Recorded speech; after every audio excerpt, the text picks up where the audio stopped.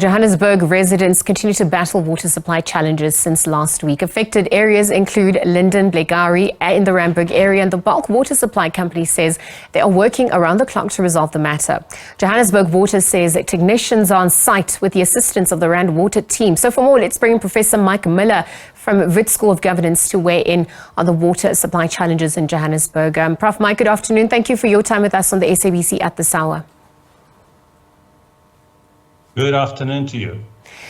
Prof, talk to the issues that exist, the outages that are still experienced in Johannesburg region for now, addressing the root causes of this. I mean, given that there are some recurring issues that present risks to individual important services, including hospitals and schools, that they could also underpin the social well-being of Johannesburg. Talk to us a little bit more about those root causes. Yeah, I think what we're seeing, good afternoon to you and the viewers. Thanks. I think what we're seeing is a bit of a breakdown of the organization inside Johannesburg Water, because what is beginning to happen, we see it in different parts of the city. It's not just the places that you've talked about, but there's places in the east of Joburg, there's places in the inner west of Joburg where regularly the services fail. And what we have to say is, this kind of failure, just because an incident happens at one pump station, a power cut happens for a few hours in another, these shouldn't be causing the kind of systematic breakdowns across large areas that we're seeing. So I am a little worried now about the state of organization of Joburg Water. And what is particularly worrying is we're not hearing from them. We're not hearing them honestly and openly saying, these are our challenges, this is what we need to do, this is how we're working. And when things keep breaking down as they are now, we have to ask questions about their performance. Well, effective public communication is something I wanted to touch on. Just also, given the flow of water and the interruptions that also exist, how do authorities then begin to enhance, firstly, demand-side analysis, looking at related capacity of the infrastructure that is available? How do they address operational inefficiencies and ensure that timely maintenance? I mean, where are the gaps? How do they efficiently communicate that? Do we lack the expertise and skills?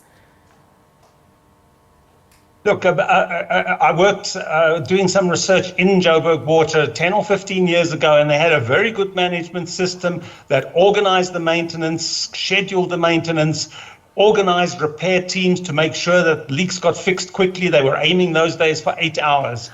And I think slowly that management system has degraded. Now, whether that's because there's not enough personnel, whether it's because other priorities, people are deciding to do different things, we don't know. Is there enough money? We're not told. And it does in the end come down to communications. If I can spend a week inside Joburg Water and they give me access, I'll tell you what's wrong. The terrible thing is that very few people seem to know, and Joburg Water seems to be quite determined to keep the doors closed and not let people find out what's happening inside the organization. I think we need some fairly heavy-duty intervention. Open the doors. Tell us what the problems are. Share with your consumers, your users, your citizens what the problems are. And believe it or not, we'll help you. And so, Prof, as we try to put the pieces of the puzzle together and await that effective communication, perhaps you could also talk about the issue of urbanization, the increase in population within the region, how that impacts, the use of water reservoirs that's obviously used or planned around for community, the realities on the ground in 2024. It's interesting because, Johannesburg's population apparently hasn't grown very much in the last few years. We're not entirely sure about census 2022, but that's what it tells us. We know that Gauteng has grown quite a lot. But what we do know, and we see it in places around the University of Johannesburg in Joburg West, we see it in the east of Joburg near the Malvern, Kensington area, where people are coming into town and they're densifying the town, sometimes formally, sometimes informally. Sometimes it's townhouse developments where there's now 20 houses where there used to be 2, and sometimes it's backyard developments where there's 6 shacks in the backyard of a house that used to be one family house. Now, if that happens, you've got more people in an area than you were expecting. Have you adjusted for that? Have you changed the amount of water that's made available? Have you made sure that the distribution infrastructure infrastructure is there. And that's, again, something that we're not being told about. We're not getting answers to. And we are going to have an intervention that says to Johannesburg, you're the biggest city in the country. You're the leading urban center. You can't run it like this. But it's going to take a little bit of pushing to open the doors, because you've got this problem with Joburg Water that they're separate to the municipality, but they're part of the municipality. So they pass the buck from one to the other, and we never get clear answers. Prof, as we await those clear answers, I mean, in the short term, what are some of those measures to mitigate against the challenges that we're experiencing? Looking at what communities can do to adopt water-saving practices, be conscious of their water usage. I mean, this really has an impact on the most vulnerable. There's price increases that we are anticipating, additional costs. I mean, this is going to impact agriculture, businesses at large. I mean, talk to us also about the ripple effects on that front.